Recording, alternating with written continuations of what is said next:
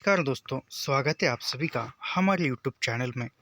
हम देख रहे थे पिता नामक कहानी ज्ञान रंजन की, जो कि हमने आधी कहानी देखी थी और आज की बाकी की कहानी इस वीडियो में देखेंगे। हमने यहाँ तक देखा था कि जो हमने देखा था कि बड़े लोग जैसे बहू बेटियों के निजी जीवन को स्वच्छंद रखना चाहते हैं। यह पैराग्राफ हमने देखा था और इसके यानी उन्हें प्रतिक्षण हमारे साथ साथ जीवन रहना, यानी वह पिता जो है वह जो बहू बेटे अंदर रहे और हम बाहर रहे, इस सोच में वह बाहर रहते हैं, ऐसा वह बेटा सोचता है। यहाँ तक हमने कहानी देखी थी। इसके आगे की कहानी आज देखेंगे। उसे आंखों में हल्का जल लगने लगा। अगर कोई शीत युद्ध न होता पिता और पुत्र के बीच, तो वह उन्हें जबरन खींच के नीचे लाकर सुला देता।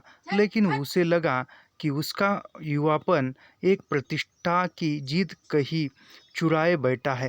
यानी वह कहता है कि दोनों के बीच में यदि अनबन न होती पिता और पुत्र के बीच में, तो वह घसीट कर उसे लाकर कमरे में लाकर सुलाता था, लेकिन वैसा नहीं कर पा रहा था इस सोच की वजह से। लेकिन उसे लगा कि उसका युवापन एक प्रतिष्ठा की जीत कहीं चुराए बैठा, यानी वह उसके अंदर वह युवापन है, वह युवापन इस सोच विचारों के कारण, स्थिति के कारण कहीं लुप्त सा हो गया है, वह समाप्त हुआ है, ऐसा उसको लगता है। वह इस प्रतिष्ठा के आगे कभी बहुत मजबूर, कभी कमज़ोर हो जाता है और उसे भुगत भी रहा है। दरअसल उसका जी अक्सर चिल्ला उठने को हुआ है, यानी वह आवाज़ उठाना चाहता है। यह मजबूरी, स्थिति और वह घर का वातावरण, सोच विचार, यह सांसारिक जो रूप है, उसके कारण उसने असल जो ज़िंदगी होती है वह ज़िंदगी भूल बैठा है और वो उसके फल अभी भोग रहा है। और वो कभी कभी चिल्ला उठने को भी उठता है, मगर वह चिल्ला नहीं सकता, आवाज़ नहीं उठा सकता। पिता, तुम हमारा निषेध करते हो, तुम ढोंगी हो, अहंकारी, ब्रज अहंकारी। लेकिन वह कभी चिल्लाया नहीं, उसका चिल्ला सकना मुमकिन भी नहीं था। यानी उसको लगता है कि पिता की बात का हम प्रतिकार करें, विरोध करें, चिल्लाए, बोले, लेकिन वह कुछ नहीं कर सकता। चाहकर भी वह चिल्ला नहीं सकता, डांट नहीं सकता था। वह अनुभव करता था उसके सामने ज़िंदगी पड़ी है और पिता इस तरह चिल्लाने में उसका नुकसान हो सकता है। यानी वह जानता है सब कुछ कि चिल्लाने से जो है वह बर्बादी ही होगी, नुकसान होगा। उसके सामने तो ज़िंदगी पड़ी है और यदि चिल्लाएंगे तो उसकी ज़िंदगी का क्या होगा, यह सोचकर वह चिल्लाते नहीं या कुछ कहते नहीं। उसको लगा पिता लगातार विजयी है, कठोर है, तो क्या उन्होंने पुत्रों के सामने अपने को कभी पसारा नहीं। यानी पिता ने कभी पुत्रों के सामने अपना दुख रोया नहीं, या अपनी समस्या है, अपना जो भी कमीपन है, जो भी टेंशन है, जो भी समस्या है, वह पुत्रों के सामने पिता ने कभी नहीं रखा। वह खुद ही खुद मन ही मन जल रहे हैं, खुद ही जितना हो सके उतनी खुद की समस्या खुद सुलझाने लगे हैं। लगता है दीवारों पर भी पसीना चूहा चूहा आया है। खुद को चूरा भोंक देने या दीवार पर सिर पटकने या सोती बीबी के साथ पाशविक हो जाने का ढोंग सोचने के बाद भी गर्मी की बेचैनी नहीं कटी। यानी वह ऐसा लगता है कि मानो दीवारों को भी पसीना छूट रहा है, वह चाहकर भी कुछ नहीं कर सकता। वह पाशविक यानी कुछ ये करने की सोचता है, फिर भी उसका पसीना नहीं रोकता, क्योंकि गर्मी की थी और मन की जो बेचैनी है वह बेचैनी को वह शांत नहीं कर सकता था। उसने ईश्वर को बुदबुदाना चाहा, लेकिन वैसा नहीं किया। केवल हल्के हल्के हाथों के पंजों से सिर के बालों को दबोचकर वह कह गया, मौसम की गर्मी से कहीं अधिक प्रबल पिता है। यानी वह कहता है कि मौसम की गर्मी है, तो वह पिता जो है गर्मी के कारण उनको कुछ नहीं होता है, वह टिके है। वह बार बार आंगन में पहरेदार की तरह, चौकीदार की तरह चौकीदारी कर रहे हैं, पहरा दे रहे हैं, लेकिन वह गर्मी से उनको झेल रहे हैं, उनके अंदर गर्मी और स्थिति सहने का साहस अभी तक है, लेकिन मेरे अंदर नहीं है। और वह ईश्वर का नाम लेकर मन ही मन बुदबुदाता है, मन ही मन सोचता है। उसके सामने एक घटना मजबूती से टंग गई। उसने घटना को मन में दोहराया। वायुसेना में नौकरी करने वाला उसका कप्तान भाई बहन के यूनिवर्सिटी के खर्च के लिए 10 वर्ष तक 50 रुपये महीना भेजता रहा था। यानी वह ऐसे ही सोचता है गर्मी का हाल। तो वो सोचते सोचते उसको एक घटित घटना याद आती है, जो कि उसका जो एक भाई है वह कप्तान है वायुसेना में, और वो बहन की पढ़ाई के लिए यूनिवर्सिटी के खर्चे के लिए हर महीना 50 रुपये भेजता था। एक बार अकस्मात कप्तान भाई होली अवकाश मनाने घर आ गया। तो वह अवकाश यानी छुट्टियों में घर आ गया था। पिता ने उसके हाथ में उसके नाम की 1200 रुपयों वाली एक पासबुक थमा दी। तो वहाँ आने के बाद पिता ने उसके नाम की जो उसका जो बैंक में खाता था वह पासबुक 1200 रुपये की उसके हाथों में दी। सबको यह बड़ा आकस्मिक लगा। कप्तान भाई को हैरत हुई और हल्की खुशी भी कि एकाएक काफ़ी रुपए मिल गए। यानी उस समय में 50 रुपये ये बहुत बड़ी बात होती थी, लेकिन आजकल 50 रुपये यानी कुछ भी नहीं है। स्थिति बदल गई है, उस प्रकार पैसों का जो मूल्य है वह मूल्य भी बदल चुका है। यानी वह पिता ने जो एकदम उसके हाथ में 1200 रुपये जो उसके पासबुक खाते में बैंक खाते में जमा है और वह दिए, तो उसको एक थोड़ी सी खुशी हुई, क्योंकि वो 1200 रुपये इस ज़माने में कुछ नहीं है आज के समय में, लेकिन उस ज़माने में 1200 रुपये भी बहुत कुछ होते हैं। आज भी किसी किसी को 1200 रुपये बहुत कुछ होते हैं स्थिति के अनुसार। लेकिन इस बात से उसे दुख और पराजय का भान भी हुआ, लेकिन उसको खुशी भी हुई कि एक साथ 1200 रुपये मिल गए, लेकिन उसको दुख भी हुआ। उसने अपने को छोटा महसूस किया। 2 वर्ष तक बहन के लिए उसने जो थोड़ा बहुत किया वह सब एक पल में घटकर नगण्य हो गया। यानी उसने जो 2 वर्ष के लिए अपने बहन के लिए 50 रुपये प्रति माह भेजता था, वह सब कुछ किया था, लेकिन वह एक पल में जितना कुछ भी 2 वर्ष किया वह कुछ भी नहीं, वह सब कुछ नगण्य हो गया, उसका मूल्य शून्य हो गया, क्योंकि एकदम जो रकम थी वह रकम पिता ने उसको लौटा दी थी। फिर भी वह अनुभव कर रहा था, कप्तान भाई ज़्यादा सोचते नहीं, खिलाड़ी तबीयत के हैं, यानी कि तरह चुटकी में धरती छोड़ देते हैं। कितने मस्त है कप्तान भाई, यानी वह कितने मस्त है, उनको किस बात का टेंशन नहीं है, वह ज़्यादा सोचते नहीं है, तुरंत थोड़ा सा सोचते हैं और खिलाड़ी है, यानी वह सब कुछ बदल जाते हैं और वह ज़्यादा इनकी तरह ज़्यादा समस्याओं के बारे में सोचते नहीं है। उसे लगा पिता एक बुलंद भीमकाय दरवाजे की तरह खड़े हैं। यानी वह भीम के अंदर जो शक्ति थी गदा उठाने की, वह गदा युद्ध करने में माहिर थे भीम, जो महाभारत के थे। तो वह उसी प्रकार जो किसी भीम दरवाजे की तरह यानी एक बलाढ्य दरवाजे की तरह एक शक्तिशाली पिता जो है वह खड़े हैं, जिससे टकरा टकरा कर हम सब निहायत फिद्दी और दयनीय होते जा रहे हैं।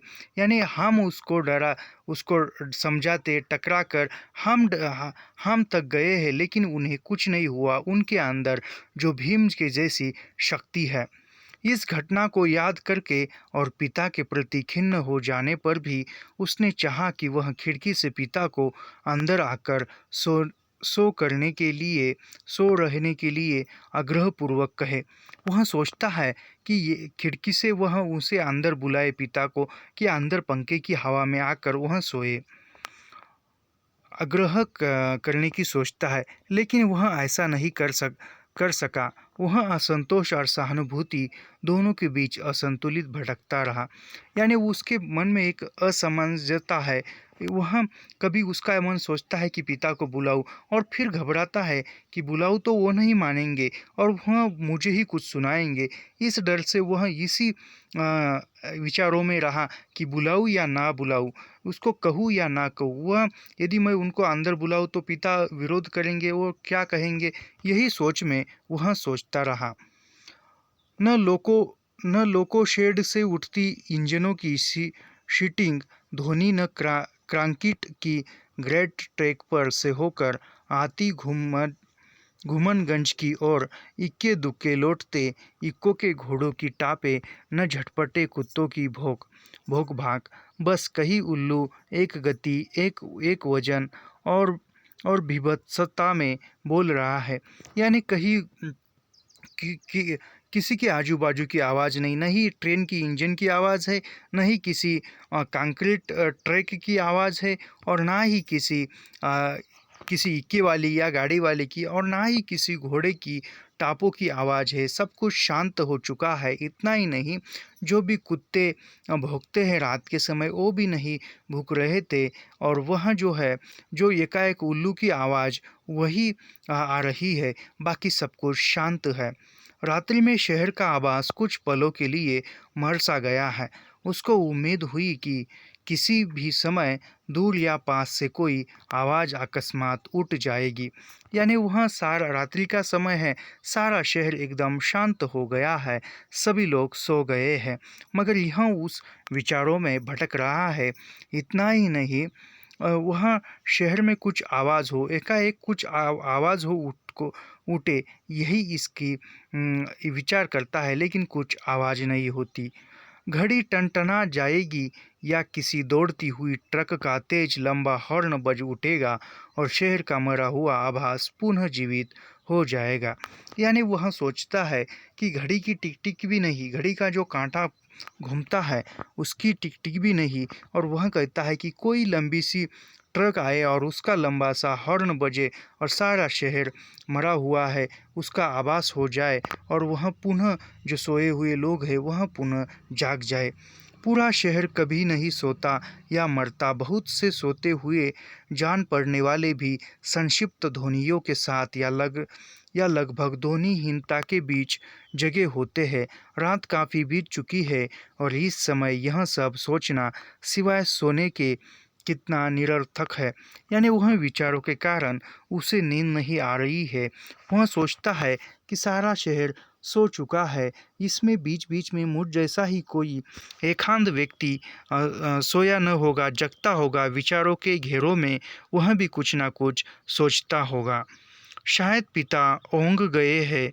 करवट बदलने से उत्पन्न होने वाली खाट की चरम राहट, आम टटोलते समय सूखी अधसूखी पत्तियों के कुचलने की आवाज़, लाठी की पटक, मकान के फेरे के वक्त की खांसी खसार, कुत्ते बिल्लियों को हड़काना कुछ सुन नहीं पड़ रहा है। यानी वह सोच रहा है कि शायद पिता अब सो गए हैं, क्योंकि वह करवट बदलते समय चारपाई की कुछ आवाज़ है, वह भी आवाज़ नहीं आ रही है। आम ढूंढने के लिए जाते हैं तो सूखे पत्तों पर पाँव गिरकर पत्तियों की जो ध्वनि उठती है वह नहीं है। कहीं लाठी पटकना या वह घर के चारों ओर घूमते हैं तो कुछ खांसना खसार कुछ कुत्ते बिल्लियों को हकालना, यह सब कुछ किसी की आवाज़ नहीं है। सब कुछ शांत है। लगता है पिता सो गए हैं। इस विचार से कि पिता सो गए होंगे उसे परम शांति मिले और लगा कि अब वह भी सो सकेगा। यानी वह कहता है कि आप तो पिता सो चुके हैं, उनको परम शांति मिले, यानी अच्छी नींद आए और वह भी सो सकेगा, यानी वह भी अच्छी तरह से सो जाएगा। शीघ्र नींद के लिए उसने टकटकी बांधकर पंखे की तरफ देखना शुरू किया। यानी नींद आई इसके लिए वह लेटकर पंखे की तरफ एक टक देखना प्रारंभ करता है। गर्म हवा के बावजूद दिन भर की व्यर्थ थकान और सोच विचार से पस्त हो जाने की वजह से वह नींद में चित्त हो गया। यानी वह दिन भर जो गर्म हवा है, काम काज के कारण वह एक ऐसे सोने की एक टक देखते ही एकाएक उसको नींद आ गई और नींद में वह खुद को झोंक दिया। नींद में थोड़े समय उपरांत वह एकाएक उचक कर उठ बैठा। उसने चारों तरफ कुछ देख पाने के लिए कुछ क्षणों तक गड़े हुए अंधेरे का घूरा। यानी वह सो गया है और एकाएक ऐसे भय के कारण वह उछल कर उठ बैठा और चारों तरफ देखने लगा तो वह अंधेरा चारों तरफ घूम रहा था, घुरा हुआ अंधेरा देख रहा था। हुआ यह कि उसे शरीर में एकाएक बहुत गर्म सी लगी थी और अजीब सी सरसराहट हुई। शायद पसीने से भीगी टांग पत्नी के बदन से छू गई थी। यानी वह जो है वह पसीने से उसका शरीर भीग चुका था और वह एकदम भय से वह जग गया और वह पसीने से भीगी हुई टांग जो है उसका पैर जो है वह पत्नी के पांव पर लग गया था। मुंह में बुरा सा स्वाद भर आया था। किसी बुरी बीमारी के कारण अक्सर ऐसा हो जाया करता है। यानी उसके मुंह में भी कोई अलग जो स्वाद है वह स्वाद आ गया था, कड़वाहट वैसा इस प्रकार का। और वह कोई बीमारी के कारण होता है, आज हो जाया करता है। यानी कोई बीमार है तो वैसा मुंह में अलग ही कड़वाहट निर्माण होती है। उठकर उसने 2-3 कुल्ले किए और ढेर सारा ठंडा पानी पिया। इतना सब कुछ वह अधनींद में ही करता रहा।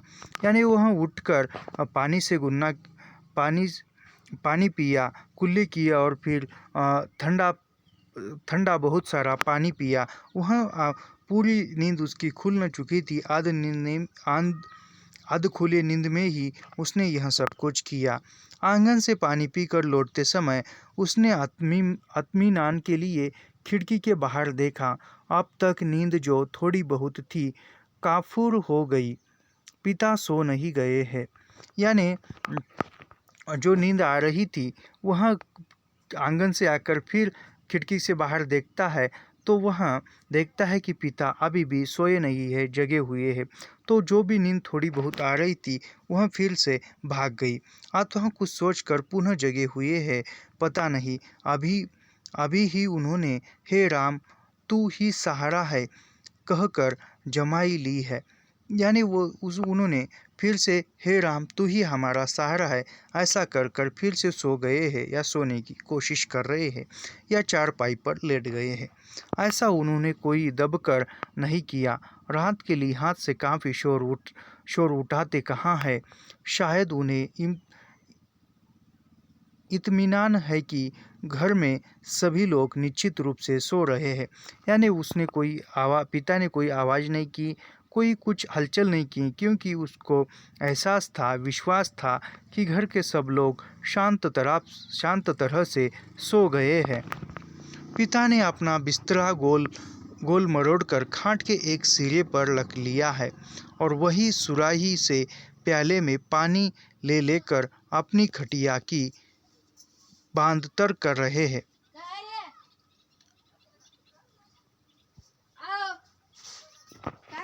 पिता ने जो है अपना जो बिस्तर है वह बिस्तर ऐसे मरोड़ कर खाट के एक सिर पर चारपाई के एक कोने पर एक बाजू में रखा है। सुराही से प्याले में पानी ले लेकर अपनी खटिया की बांध तर कर रहे हैं। यानी वह खटिया जो है, चारपाई जो है वह पानी से भिगो रहे हैं, चाहे कुछ सोने में ठंडक मिले। सुराही से खाट तक और खाट से सुराही तक बार बार आते जाते हैं। बहुत बार ऐसा करने पर खाट का बांध तर हुआ है। यानी वो सुराही से खाट से न जाने कितनी चक्रों के बाद, कितनी बार पानी डालने के बाद तो वो खाट जो है, चारपाई जो है वह पूरी तरह से भीग चुकी है। इसके बाद उन्होंने पानी पिया और पुनः एक बड़ी आवाज़दार जमाई के साथ लिपटे हुए बिस्तरे का सिरहाना बना निखरी खटिया पर लेट गए। यानी वह पानी पीकर बाद एक जमाई देने के बाद फिर वह खटिया पर लेट गए। तड़का होने में पता नहीं कितनी देर थी। थोड़ी देर बाद पंखा ज़मीन पर गिराकर उनका दायां हाथ खटिया की पाटी से झूलने लगा। यानी पंखा कब नीचे गिरा, यानी वह जो हाथ में जो पंखा कर रहे थे, वह पंखा हवा कर रहे थे, वह पंखा कब हाथ से नीचे गिरा पता नहीं, और उनका हाथ खटिया से नीचे झूल रहा था। यानी उसको नींद आ गई थी। चारों तरफ धूमिल चांदनी फैलने लगी है। सुबह जो दूर है के भ्रम में पश्चिम से पूर्व की ओर कौवे काँव-काँव करते उड़ वह खिड़की से टक हटकर बिस्तरे पर आया। यानी वह बाहर देख रहा है तो चाँद का उजाला, चाँदनी का जो उजाला है वह उजाला देख रहा है, तो ऐसा लगता है कि सुबह होने में काफ़ी समय है। और जो कौवे हैं वह कौवे काँव-काँव करते हुए आकाश में उड़ रहे हैं। वह भी खिड़की से हटकर बिस्तर पर आकर लेट गया है। अंदर हवा वैसी ही लू की तरह गर्म है, दूसरे कमरे स्तब्ध है। पता नहीं बाहर भी उस उमस और बेचैनी होगी। वह जानते हुए सोचने लगा, अब पिता निश्चित रूप से सो गए हैं शायद। यानी उसको लगता है कि आप पिता तो निश्चित तरह से सो गए हैं, क्योंकि गर्मी के कारण उन्होंने अपनी खटिया गीली कर कर उसके ऊपर बिस्तर बिछाकर फिर से सो गए हैं और गर्मी के कारण वह सो गए हैं। और वह भी उसको भी ऐसा लगता है कि अब पिता सो गए हैं निश्चित रूप से, और वह भी सो जाता है। यहाँ कहानी समाप्त होती है, ख़त्म होती है। मिलते हैं अगली कहानी के साथ कल की वीडियो में। ऐसे ही निःशुल्क पढ़ाई करने के लिए और पंक्ति दर पंक्ति, लाइन टू लाइन रचनाओं का अध्ययन करने के लिए हमारे चैनल को सब्सक्राइब कीजिए, लाइक कीजिए और शेयर करना मत भूलिए। मिलते हैं अगली वीडियो में। धन्यवाद।